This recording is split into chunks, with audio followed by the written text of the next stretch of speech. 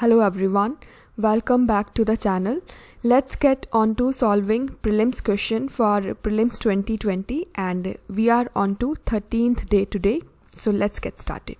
Question number 1.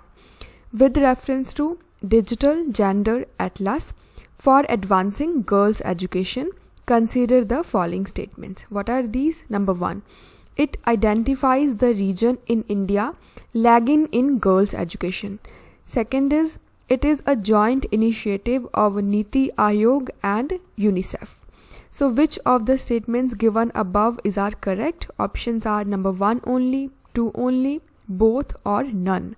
So pause a bit and try to come up with the right answer and let's see the answer now. So question number first is definitely correct. Digital Gender Atlas simply means we are to identify the regions in India which are lagging behind in girls' education. Girls are either way vulnerable, but even among girls we are having girl child from the marginalized groups such as scheduled caste, girls, ST child, girls specifically, Muslim minorities, and this Atlas would be focusing onto the girl child and specifically onto the SC, ST and Muslim minority girl child.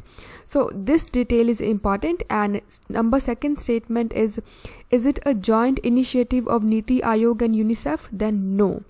It is an initiative of Ministry of HRD and UNICEF. That's it. UNICEF would be providing support to the ministry and the ministry is Human Resource Development. That's it. And specifically, even within this ministry, the department's name is Department of School, Education and Literacy. So that's it.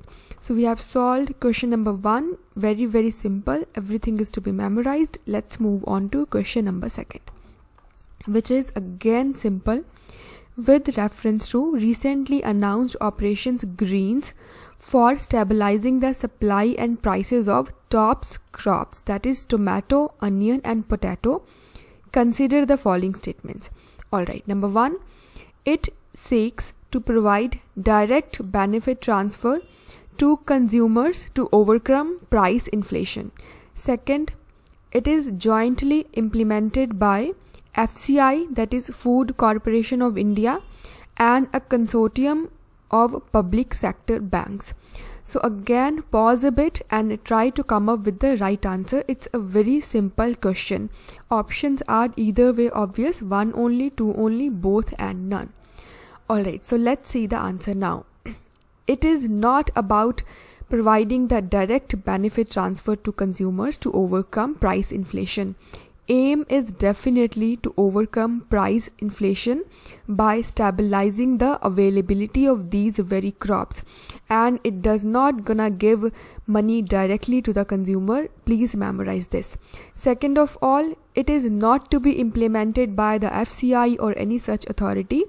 Who is gonna implement it? Very important. It is launched by the Ministry of Food Processing Industries. Ministry's name is important. It's a central sector scheme.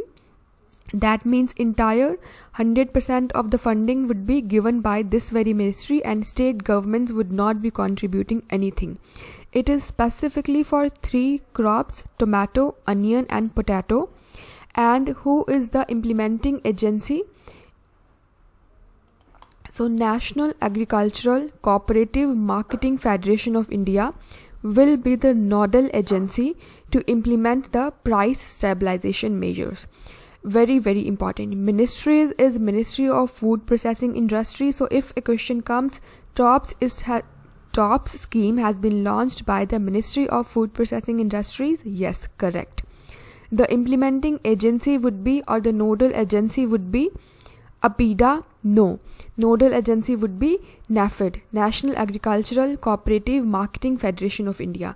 And if the statement comes, the scheme would be implemented by the National Agricultural Cooperative Marketing Federation of India, which is a body under Ministry of Food Processing Industry. So then that would be incorrect because this body is under Ministry of Agriculture and Farmers Welfare.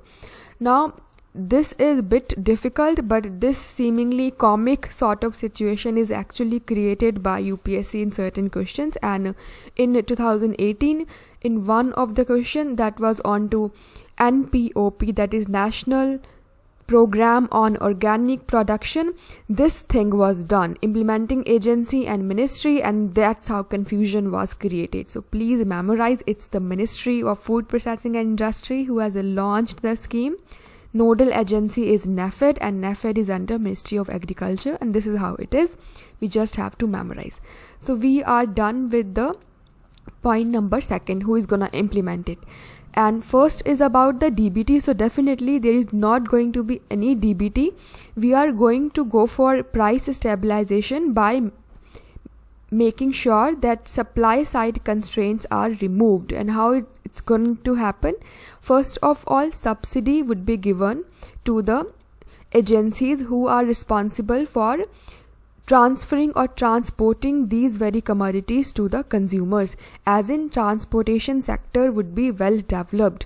Further, cold storage facilities would be well developed, and subsidy to the tune of 50% for developing this entire supply side infrastructure would be given to certain organizations, for example farmers producers organization or food processors or marketing federations. So yes, subsidy component is there, that is to the tune of 50%, but not to the consumer but to the supply side agencies, and I have named few of them. This is a crux. So I'm sure this much explanation is enough, and that's it about question number second. So we got D as our right answer, so none of these statements were correct. So let's move on to question number 3. Again, very very simple.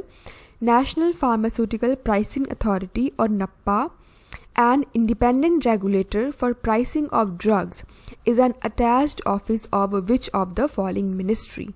So Ministry of Finance, number 1. Second is Ministry of Commerce and Industry.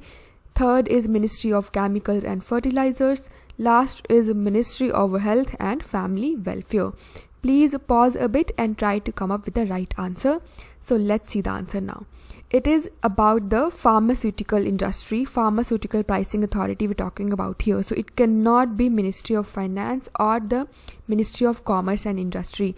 We might get confused between option number C and D, but herein we are to just think about the fact that it is about pharmaceutical, and we need certain chemicals and ingredients to manufacture these medicines. I mean, it could be other way around as well, but right now we are having the answer C as our right answer, and we just have to memorize it.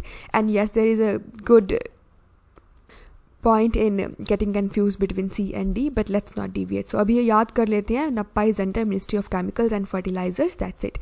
And second important point is that it is an independent regulator, although it's been given in the question, but UPSC is having the habit of twisting these statements. In 2017 there was one question wherein an organization which is not an attached office or not an subordinate office, but rather an independent regulator, which was under Ministry of Health and Family Welfare, UPSC gave us the first statement stating that this XYZ agency or authority is a subordinate office of this ministry. So that statement was wrong because that body was an independent agency. So this independent regulator is very very important. So it's not subordinate to anything, it's an attached office, that's another thing, but as such it's an independent regulator, that's it. So please memorize this. And let's see one more thing about this. It is constituted as an attached office of the Ministry of Chemicals and Fertilizers and Department of Pharmaceuticals. It's an independent regulator formed in 1997, and it's an independent body of experts, that's it. So I'm sure we are done with question number 3 as well. Let's move on to the next question, which is about the Quality Council of India. Again, very very important. Consider the following statements with reference to the Quality Council of India. Number 1, it's a non-profit autonomous society registered under the Societies Registration Act 1860. Alright, is it a non-profit and autonomous society? something to think about. And let's get on to statement number 2. It is governed by a council having equal representation of government and industry and other stakeholders. Alright. Last is, it works for the promotion of quality standards not only in the environment and health sector but also in education and infrastructure. So these are the 3 statements in front of us. Let's just read it once again and try to come up with the right answer. So let's see the answer now. Herein all the statements are correct. Quality Council of India is very, very important, and it's something that we do not come across so often in newspapers, but the question was asked onto Quality Council of India in 2016 or 17 maybe, and so this becomes important. So yes, it's a non-profit autonomous society registered under this very Registration Act of 1860. Yes, it is having equal representation of government plus industry and other stakeholders.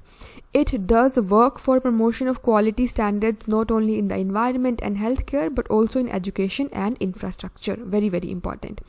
Further, there are few more points, and this is most important, that the chairman of Quality Council of India is appointed by the Prime Minister on the recommendation of industry to the government. So is the Prime Minister chairman of Quality Council of India? No. It is appointed by the Prime Minister, and that too on the recommendation of the industry itself to the government. And this was one of the statement in that very question. So that's it. So we are done with 4 questions for day 13. I'm sticking to 4 only because I don't want to increase the length of the video. It's already been over 10 minutes, more than 10 minutes, that is 12 minutes. So either way we are done. If you haven't gotten over any of the thing, then do let me know in the comment section. We'll go through that very point once again, but please memorize each and every point because all the questions were important. So we are done. Thank you so much for watching, and goodbye.